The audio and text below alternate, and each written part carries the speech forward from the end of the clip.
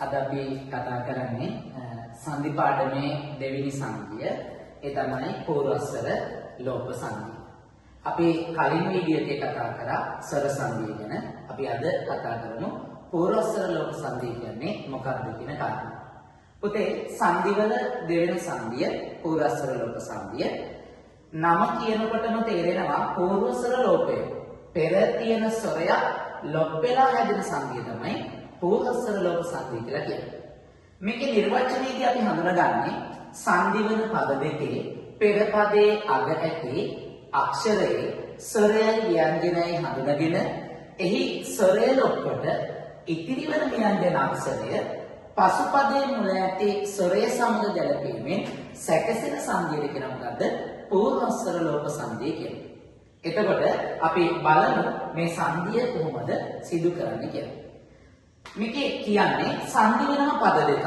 මේකේ මේ සංධි වෙන පද දෙක එකක් දකුණු අනිත් එක අත. එතකොට මේ සංධි වෙන පද දෙකේ පෙර පදය. පුතේ පෙර පදය කියලා කියන්නේ මෙතන දකුණු කියන පදය. පෙර පදයේ අග අකුර. පෙර පදයේ අග අකුර කියන්නේ නු අක්ෂරය. එහෙනම් මේ පෙර පදයේ අග අකුරේ ස්වරය සහ ව්‍යංජනය මුලින්ම හඳුන ගන්න. බලමු අපි දක්ු එහෙම්මම ලියනවා අපි. ඊට පස්සේ මේකේ ස්වර ව්‍යංජන කරනවා. අල්නයන්න දන උයන්න. එතකොට අල්නයන්න දන උයන්න එකතු වෙලා තමයි නු අක්ෂරය හැදෙන්නේ. අත එහෙම්මමයි ඒක අපි එහෙම ලියා ගන්න. දැන් සංධි වන පද දෙකේ පෙර පදයේ අග තියෙන අක්ෂරයේ ස්වරය ව්‍යංජනේ හඳුනගත්තා.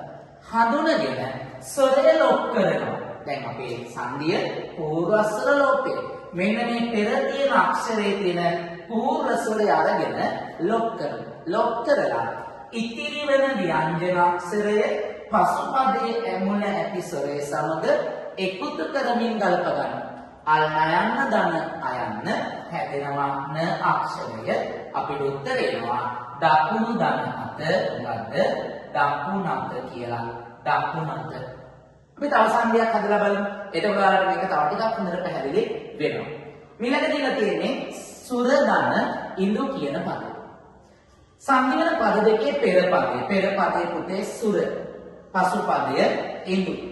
පෙර පදයේ අග අකුර. පෙර පදයේ අග අකුර තමයි මොකද්ද? ර අක්ෂරය. එහෙනම් මෙන්න මේ ර අක්ෂරයේ ස්වරය සහ ව්‍යංජනය අපි වෙන් කර ගැනීම සිද්ධ කරන්න ඕන. එහෙනම් සු එහෙම්මමයි. ර හැදෙන්නේ අල් රයන්න දන අයන්න. ඊට පස්සේ ඉඳු. දැන් මේ වෙන් කරගත්තු ස්වර ව්‍යංජන යටතේ පූර්ව ස්වරය ලොප් කරන්න මෙන්න මෙහෙම ලොප් කරනවා ඉවත් කරනවා. ඉවත් කරලා ඉතිරි වෙන ව්‍යංජන අක්ෂරය පසු පදයේ මුල ස්වරය සමග ගලපගත්තා. ල් දන ඊ බවට පත් වෙනවා. සුර දන ඉඳු සුරිඳු බවට සංධිය සැකසෙනවා. දැක්ක නේද? ලේසියෙන්ම හදාගන්න පුළුවන් සංධිය කියන්නේ මොකක්ද කියලා හරියට අවබෝධ කරගත්තු ගමන්. තව එකක් මම මෙතනින් ගන්නම් මෙහෙම. දුර දන ඊ. සංධි වල පද දෙකේ පෙර පදයේ දුර. පෙර පදයේ අග අකුර ර. එහෙනම් යාගේ අපි ස්වර ව්‍යංජන වෙන් කරගමු. අල් රයන්න දන අයන්න. ර හැදෙන්නේ අල් රයන්න දන අයන්න එකතු වෙලා.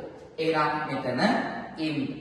ඊළඟ මොකද කරන්නේ? පෙර පදයේ අග අකුර ස්වරය ලොප් කරා. ඉතිරි වෙන ව්‍යංජනය අපි එකතු කරනවා පසු පදයේ ස්වරයත් එක්කලා හැදෙනවා රි අක්ෂරය. උත්තරේ දුර දනින් දුරින් බවට පත් වෙනවා. තව එකක් මම ඔයාලට කියලා දෙන්නම්. මේ සංධිය ටිකක් පොඩ්ඩක් ගැඹුරු නිසා තව එකක් මම හඳුන්වලා දෙන්නම්. ඊළඟ මම ගත්ත ඔයාලට සතුරු දන ආ කියන පදය. සංධි වන පද දෙකේ පෙර පදය සතුරු, පෙර පදයේ අග අක්ෂරය රු අක්ෂරය. එහෙනම් අපි ලියනවා මෙන්න සතු මෙයාගේ ස්වර ව්‍යංජන කඩන්න අල් රයන්න දන කියන්න ඊට පස්සේ ආ අක්ෂරය. දැන් පෙර පදයේ අග ස්වරය ලොප් කරා. ඉතිරි වෙන ව්‍යංජනය පසු පදයේ මුල ස්වරයෙන් එකතු කරා. උත්තරේ ආවා රා. උත්තරේ එනවා නම් කොහොමද? සතුරු දන ආ සතුරා බවට පත් වෙනවා. ඉතින් අපේ දෙවෙනි සංධිය පූර්වස්වර ලෝප සංධිය. මම හිතනවා ඔයාලට ලේසි ඇති කියලා. මම තවත් කියලා දෙන්නම් තව එක වතාවක්.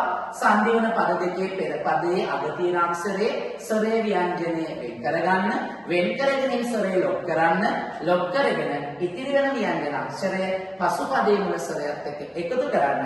ඊට පස්සේ ආ උත්තරේ නිකම්ම එනවා. සංධි හරි ලේසි.